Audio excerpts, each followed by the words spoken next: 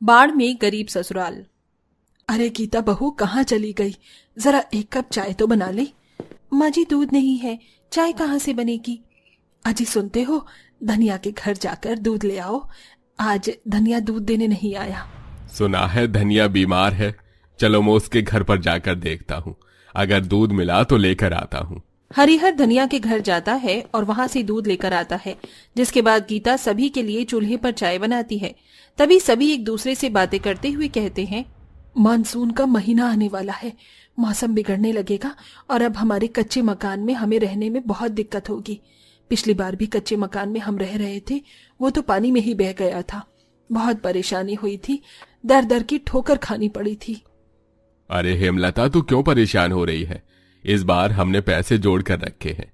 हम अपने लिए पक्का मकान खरीदेंगे और फिर उसमें आराम से रहेंगे। और फिर कभी भी हमें मॉनसून के महीने में अपना बोरिया बिस्तर उठाकर भागने की जरूरत नहीं पड़ेगी। सही कहा पिताजी ने, हर बार हमें मॉनसून में अपने बोरिया बिस्तर को उठाकर भागना पड़ता है। वैसे तो हमने पैसे इकट्ठे कर लिए हैं, लेकिन कुछ पैसों की थोड़ी बहुत कमी पड़ सकती है। अरे तुम चिंता मत करो, पैसों की कोई कमी नहीं, परेशानी कोई नहीं होगी। मैंने दरोगा से बात की हुई है, अगर थोड़े बहुत पैसे कम पड़ गए तो दरोगा हमें पैसे दे देंगे और फिर हम उनके पैसे काम करके चुका देंगे। हाँ पिताजी, ये भी सही है, लेकिन मैं तो कहता हूं कि अभी मॉनसून आने में थोड़ा सा समय है, हम और मजदूरी करके पैसे कमा सकते हैं। हाँ बेटा, तूने सही कहा, हम और मजदूरी करके पैसा कमा लेंगे तो किसी से उधार लेने की जरूरत भी नहीं पड़ेगी। पिताजी, मैं भी सिलाई करके पैसे कमाऊंगी और उन्हें जोड़ती रहूंगी। तुमने बहुत दिन मुसीबत झेले हैं, लेकिन कुछ दिन और गुजारा कर लेंगे तो कुछ नहीं चला जाएगा। इस तरह पूरा परिवार सुबह का निकला हुआ शाम को घर पर वापस आता है। हेमलता कोठी में काम करती है तो वहीं हरिहर और कैलाश मजदूरी करते हैं और बेचारी गीता एक संस्था में कपड़े सिलने का काम करती थी। इसी से वो सभी पैसे जोड़कर बैंक में जमा करते रहते हैं। और एक वक्त मॉनसून आने से पहले ही हेमलता अपने परिवार के साथ कोई अच्छा सा पक्का मकान ढूंढना शुरू कर देती है। गांव में एक विनोद नाम का लड़का रहता था। विनोद हेमलता के पास आकर उससे कहता है, सुना है आप सभी मकान की तलाश में हैं। अरे मुझसे कहा होता, मेरे पास एक से बढ़कर एक मकान है। चलो मैं तुम्हें दिखा देता हूँ। अच्छा चलो फिर ठीक है, हम भी देख लेते हैं तुम कैसे मकान दिखाते हो। विनोद के कहने पर हेमलता उसके साथ मकान देखने चली जाती है। साथ में कैलाश और हरिहर भी जाते हैं। अब वो कई जगह मकान देखते हैं, लेकिन उन्हें कहीं भी कोई मकान पसंद नहीं आता। क्या हुआ, ये वाला मकान भी पसंद नहीं आया क्या? अरे बेटा, मकान तो ठीक ठाक ही है, लेकिन महंगा बहुत है। थोड़ा सही हिसाब से मकान दिखाओ। देखो भाई, हमारे पास तो 5 लाख रुपए हैं और अगर इतने में मकान आ जाए तो बहुत बढ़िया है। बाकी अगर 19-20 का फर्क हुआ तो हम जुगाड़ पानी कर लेंगे। चलो फिर ठीक है, मैं तुम्हें इतने में ही एक मकान दिखा देता हूँ। विनोद एक मकान पर लेकर आता है। वो पूरे 5 लाख रुपए का होता है। मकान भी देखने में पूरी तरह पक्का ही लग रहा था, जिसे देखकर कैलाश, हरिहर और हेमलता खुश हो जाते हैं। ये तो बढ़िया मकान है, इसमें तो हमारा मॉनसून का महीना बिल्कुल बढ़िया करके निकल जाएगा। बारिश में छत से पानी टपकने की दिक्कत भी नहीं देखनी होगी। हाँ हेमलता, तुमने बिल्कुल सही कहा, यह मकान बिल्कुल बढ़िया है, हमारे रहने के लिए तो बिल्कुल ठीक रहेगा। चलो तो फिर मकान के पैसे दे दो, मैं रजिस्ट्री करवा दूंगा और मकान तुम्हारा हो जाएगा। देखो भाई, मैं पैसे तो बैंक से निकलवाऊंगा और उसके बाद तुम्हें दूंगा, और इसमें मुझे 2 से 3 दिन लग जाएंगे। अच्छा चलो कोई बात नहीं, जब तुम्हारे पास पैसे आ जाएं तो विनोद को याद कर लेना। विनोद तो तुम्हारा खिदमत में हमेशा तैयार खड़ा है। विनोद ने अपनी बातों में उन सभी को फंसा लिया था, जिसके बाद कैलाश 2 से 3 दिन तक बैंक के चक्कर काटता है और अपने सारे पैसे निकाल लेता है, जिसके बाद वो पूरे 5 लाख रुपए विनोद को दे देता है। ये लो भाई घर की चाबी, अब आराम से इस घर के अंदर रहना, कोई तुम्हें परेशान नहीं करेगा। पूरी तरह पक्का मकान है, जरा भी दिक्कत नहीं होगी इस मकान में रहने में। विनोद ऐसा कहकर चाबी देने के बाद पैसे उठाता है और वहां से चल बनता है। अब मॉनसून आने से पहले पूरा परिवार पक्के मकान में आराम से रहने लगता है। आखिरकार माँ जी, हमारी पक्के मकान में रहने का सपना पूरा हो ही गया। देखो ना, ये घर कितना खूबसूरत और अच्छा लग रहा है। अब तो मॉनसून में सीलन भी नहीं आएगी घर के अंदर।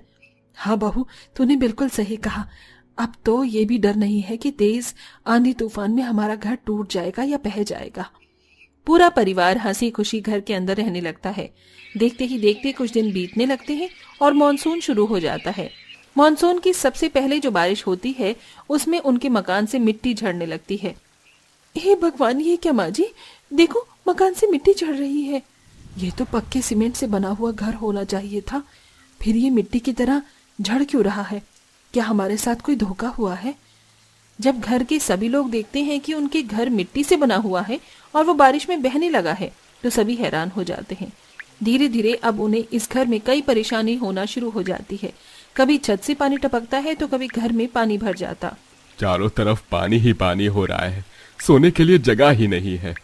हमारी हालत तो पहले की तरह ही हो गई जब हम कच्चे मकान में रह रहे थे। इस तरह जब बारिश बंद होती है तो गीता पानी बाहर निकालकर घर सुखाती है। इन सब में आधी रात हो जाती है। तब जाकर गरीब परिवार चैन से सोता है और अगले ही दिन सभी काम करने निकल पड़ते हैं। अब हम लोग क्या करें? रोजाना बारिश हो रही है ऊपर से, और आज भी सुबह से बारिश बंद नहीं हो रही।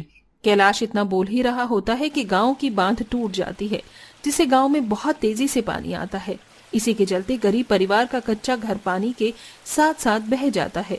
हे भगवान, हमारा घर चला गया, बरसों की मेहनत खराब हो गई। अब हम कहाँ जाएंगे? बाढ़ का पानी चारों तरफ भरा हुआ है। सभी लोग बहुत ज्यादा परेशान हो जाते हैं। धीरे धीरे सुबह तक बाढ़ का पानी कम हो जाता है, जिसके चलते गरीब परिवार दर दर की ठोकर खाने लगता है। वो सभी कई दिनों तक बेघर बारिश में यहाँ से वहाँ भटकते रहते हैं। हे भगवान, मैं तो बर्बाद हो गई। ये क्या हो गया? सारे के सारे पैसे भी चले गए और हमें पक्का मकान भी नसीब नहीं हुआ, और आज भी हम इस बारिश में भीग रहे हैं, दर दर की ठोकर खा रहे हैं। अब कौन हमारी मदद करेगा? कौन उस आदमी से हमारे पैसे निकलवाएगा? तभी वहां से गुजरते हुए एक गांव की औरत ये सब सुन लेती है। उन लोगों को देखकर वो उनसे कहती है, हे भगवान, क्या तुम्हारे साथ भी यही हुआ है? गांव में बहुत लोगों के साथ ऐसा ही फ्रॉड हुआ है। देखो, तुम परेशान मत हो, तुम लोग गांव की पंचायत में अपनी बात रखो। पंचायत तुम्हारी परेशानी का समाधान जरूर निकालेंगी और उस आदमी को पकड़ेंगी जिसने तुम्हारे साथ ऐसा किया। हाँ बहन, तुमने सही कहा, अब मुझे पंचायत का ही सहारा लेना होगा। अगले ही दिन हेमलता गांव में पंचायत रखवाती है और पंचायत में वो सभी अपनी दुख परेशानी बताने लगते हैं। मुखिया जी, एक पाई हमने जोड़ी थी। मेरी बहू ने सिलाई करके पैसे कमाए थे, मेरे बेटे ने मजदूरी की थी और मैंने भी। तब जाकर हमने पैसे जोड़े और मकान खरीदा। जैसे तैसे करके हमने पैसे जोड़े। कई बार हम भूखे पेट भी सो जाया करते थे। इतनी मेहनत करके हमने पैसे कमाए और उस आदमी ने हमसे सारे पैसे लूट लिए और हमें ये कच्चा मकान थमा दिया। अरे आप लोगों ने उस आदमी को तो देखा ही होगा। आप उसका नाम और उसका हुलिया गांव के लोगों को बताइए। जैसे वो आदमी मिल जाएगा हम उसे पुलिस के हवाले कर देंगे और वो पैसा वापस चुका देगा। मुखिया जी, अगर उस आदमी ने हमारा पैसा वापस नहीं दिया तो हम लोग क्या करेंगे? और जब तक वो आदमी पकड़ा नहीं जाता हम लोग कहाँ रहेंगे? हम कितने गरीब लोग हैं, एक एक दिन हमारे लिए कितना भारी पड़ता है मुखिया जी। तो फिर ठीक है, गांव की पंचायत तुम्हारा मकान बनवा देगी और जब वो आदमी पकड़ा जाएगा और वो जैसे ही पैसे लौटा देगा तो वो तुम्हारे नहीं बल्कि हमारे हो जाएंगे। वो गांव की सेवा में ही काम आएंगे। मुखिया जी, हमें तो बस पक्का मकान चाहिए और हमें कुछ नहीं चाहिए। फिर चाहे आप पैसे खुद रख लीजिएगा, हमें बस पक्का मकान दिला दीजिए जिससे ये मॉनसून का मौसम आराम से निकल जाए और हम गरीब लोगों को कोई परेशानी ना हो। एक दिन का समय दीजिए, आपको आपका मकान मिल जाएगा और इस बार पक्का मकान मिलेगा। मुखिया इतना कहकर गांव की पंचायत को खत्म करता है। गांव की पंचायत से उन गरीब लोगों को बहुत ज्यादा सहारा मिलता है। एक रात उन्हें बारिश में जैसे तैसे करके गुजारनी पड़ती है। वो रात वो भूखे प्यासे सो जाते हैं। अगले दिन ही गांव के लोग उन्हें पक्का मकान में लेकर जाते हैं। वो पक्का मकान देखकर बहुत खुश होते हैं। माँ जी देखो, आखिरकार हम अपने पक्के मकान में आ ही गए। अब तो 100% ये पक्का मकान ही है, पूरा सीमेंट से जो बना है। बस अब वो आदमी पकड़ा जाए, वरना और भी हमारे जैसे गरीबों का बहुत नुकसान हो जाएगा। कुछ दिनों में विनोद भी पकड़ा जाता है। विनोद के पकड़े जाने पर उसके पास बहुत सारा पैसा बरामद होता है जो सारे पंचायत के पास चला जाता है। उस पैसे से पंचायत गरीब लोगों की मदद करती है और विनोद को जेल हो जाती है। इस तरह उसे अपनी गलती का भुगतान करना पड़ता है और जेल में चक्की पीसनी पड़ती है।